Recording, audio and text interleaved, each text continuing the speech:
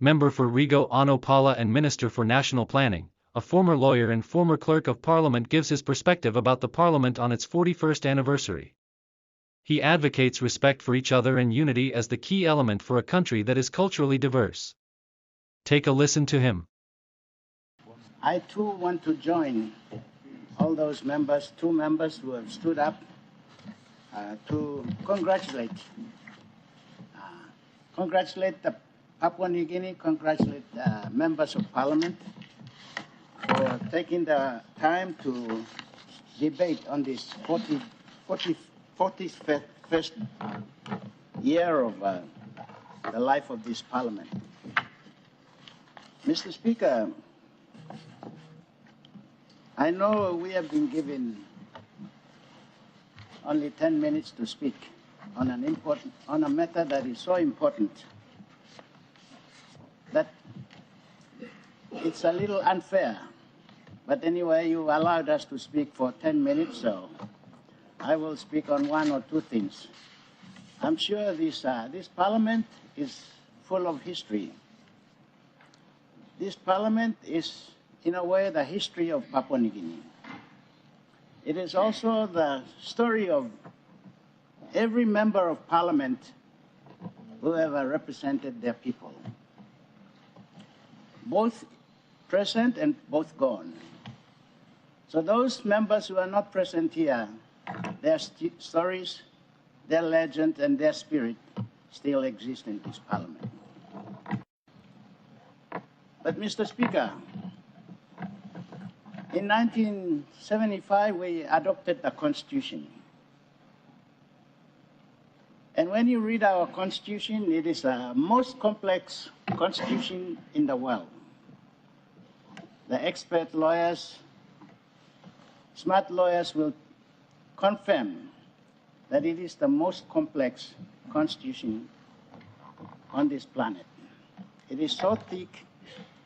And if you include the organic laws, it explains why it is the most complex constitution in the world.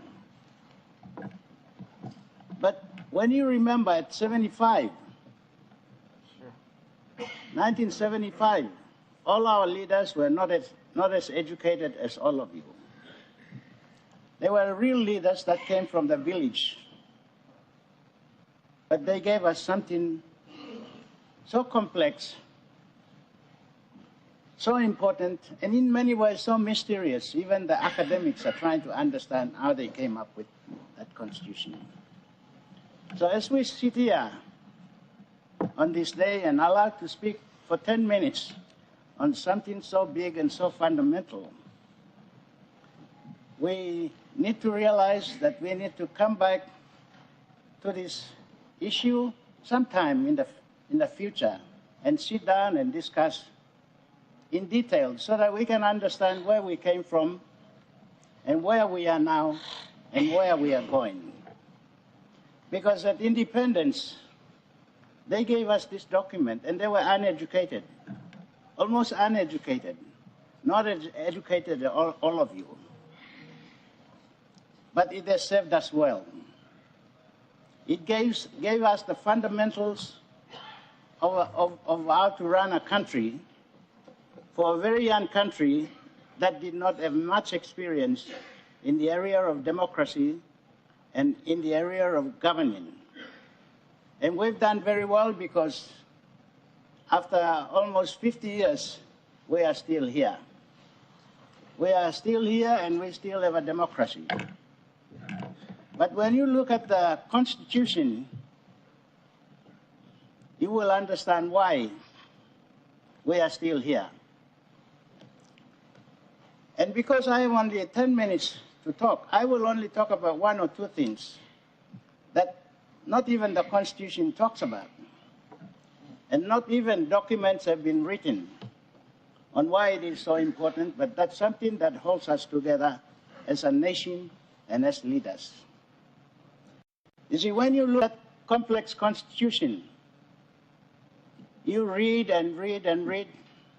It has all the answers to all our problems in this country. If it is not there, look again. And if you cannot find it, you keep looking. Because that constitution refers to no other constitution on this earth. Meaning, if the answer is not there, the answer is not outside, it's in the constitution. That is the beauty and the most powerful thing about our constitution. We have to keep looking inside to find the solutions to all our problems. But we've been lucky in this country because we have had some great leaders. All the prime ministers of this country, we've got to say thank you to them. They brought into this parliament something unique, each of them. Whether you agreed with them or you didn't agree with them, you've got to respect them for what they brought into this parliament. I say this because I was there in parliament in 1974. I started work in 1974, so I saw all the leaders. I saw all the prime ministers. And at independence, all those leaders, many of them did not speak English, but they spoke very good Pidgin. And they were very good leaders. In fact, they were all born leaders. They were not money leaders. They were not election leaders. They were not academic leaders. They were leaders. Wherever they came from, they were real leaders. I'm not saying you are not leaders or we are not leaders. But when you think of 1975, those leaders came there because they were great leaders. I only have 3 minutes. I just want to say one thing. The Constitution is comprehensive. Everything you need is written down. And what they didn't write in the Constitution, we've been passing laws to make up for all those gaps. So that's why we've passed so many laws over the years. And if it is not in the Constitution, we go and extend the Constitution by amending the Constitution or by passing organic laws. So the answers are there. But on this floor of Parliament, because today we are talking about this Parliament, on this Parliament, when we enter this Parliament, we enter the realm of the Speaker. We enter the realm of standing orders. Sometimes the rules don't apply except the standing orders. And on this Parliament, the Speaker is the boss. And because of the separation of powers, Judiciary Chief Justice is the boss.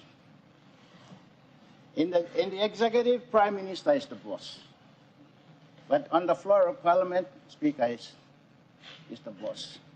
So sometimes if he interprets the law, or rather the standing orders, in a certain way, well, you may disagree with him, but you have to support him, because that's how our system works.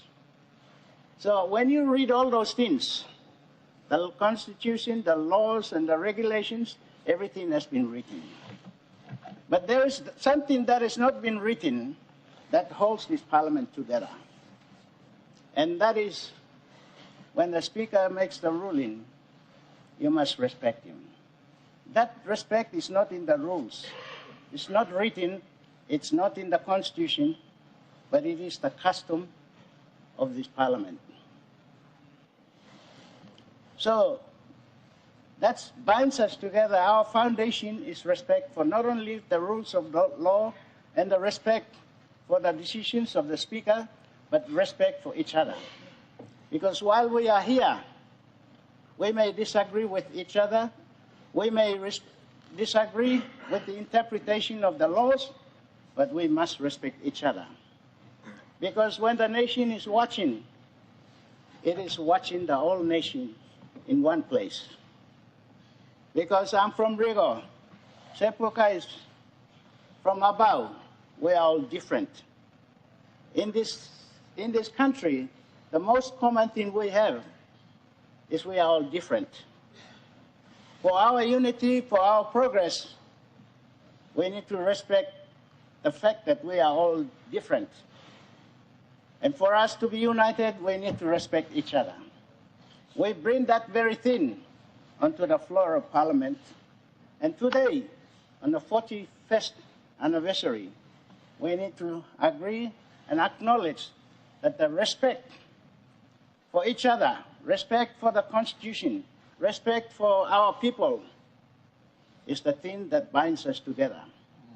When we have brought in the Constitution and the constitutional principles from England and all over the world, we brought the institutions, we brought the cultures, we brought the knowledge, we brought the institutions, judiciary, legislature, and the parliament.